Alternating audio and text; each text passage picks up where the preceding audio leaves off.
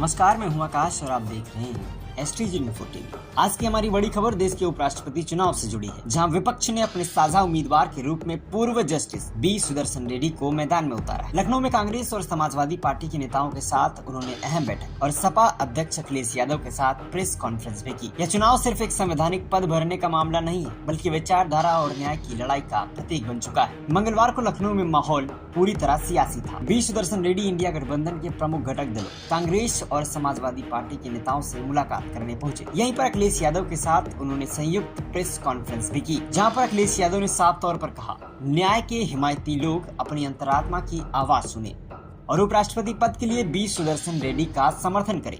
आज की राजनीतिक परिस्थितियों में एक न्यायमूर्ति से बेहतर विकल्प कोई और हो ही नहीं सकता। अखिलेश यादव का यह बयान केवल समर्थन की अपील नहीं था, बल्कि भाजपा पर सीधा हमला भी था। उन्होंने आरोप लगाया कि भाजपा उपराष्ट्रपति जैसे उच्च कॉन्स्टिट्यूशनल पद को भी एक विचारधारा विशेष से जोड़ना चाहती, जो कि लोकतंत्र और देश हित के लिए भी सही नहीं है। रेड्डी ने भी इस मौके पर सपा और कांग्रेस को धन्यवाद दिया। उन्होंने कहा कि हमने लोहिया जी और नेताजी जैसे नेताओं से बहुत कुछ सीखा है। हम साउथ इंडिया से हैं, लेकिन हिंदी बोलने की कोशिश हमेशा करते रहते हैं। यह हमारी ख्वाहिश भी है और जिम्मेदारी। रेड्डी ने भावुक अंदाज में यह भी कहा कि विपक्ष के सभी घटक दलों ने उन पर भरोसा जताकर उम्मीदवार बनाया और यह उनके लिए सम्मान की बात। उन्होंने खुलकर स्वीकार किया कि अगर अखिलेश यादव का सहयोग न मिला होता तो यह संभव नहीं हो पाता। उनका यह बयान साफ दिखाता है कि इस बार विपक्ष एकजुट होकर मैदान में उतरा है। अब जरा राजनीतिक समीकरण पर एक नजर डालते हैं। विपक्ष की ओर से उम्मीदवार है बी सुदर्शन रेड्डी, जो कि सुप्रीम कोर्ट के पूर्व न्यायाधीश रह चुके हैं। यानी उनके नाम से साफ संदेश दिया जाए कि विपक्ष न्याय, संविधान और समानता के मुद्दे पर चुनाव लड़ रहा है। वहीं एनडीए ने अपने प्रत्याशी के रूप में सीपी राधाकृष्णन को खड़ा किया है, जो कि लंबे समय से भाजपा से जुड़े रहे और पार्टी के वरिष्ठ नेता हैं। यानी यह चुनाव केवल दो व्यक्तियों के बीच का नहीं, बल्कि दो विचारधाराओं के बीच की जंग बन चुकी है। एक तरफ न्याय और सामाजिक समानता का एजेंडा और दूसरी तरफ भाजपा का संगठनात्मक और राजनीतिक अनुभव।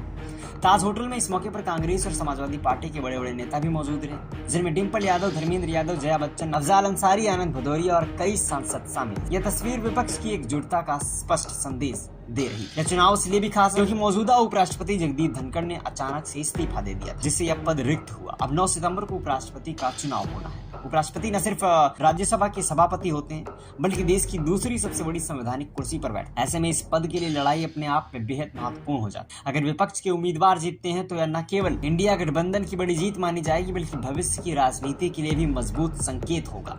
वहीं अगर एनडीए का प्रत्याशी जीतता है तो यह भाजपा और उनके सहयोगी दलों के मजबूत संगठन और संख्या बल का सबूत होगा। तो अब सबकी निगाहें 9 सितंबर पर टिकी हैं। क्या न्याय और सामाजिक समानता के मुद्दे को उठाकर बी सुदर्शन रेड्डी विपक्ष के लिए जीत दर्ज करेंगे, या फिर भाजपा समर्थित सीपी राधाकृष्णन अपने राजनीतिक अनुभव और बहुमत के सहारे उपराष्ट्रपति की कुर्सी पर काबिज होंगे? तो साथियों, सवाल सिर्फ एक उपराष्ट्रपति चुनने का नहीं है। सवाल है कि संविधान की आत्मा बची रहेगी, या न्याय की आवाज संसद तक गूंजेगी, या फिर सत्ता की ताकत लोकतंत्र पर हावी हो जाएगी।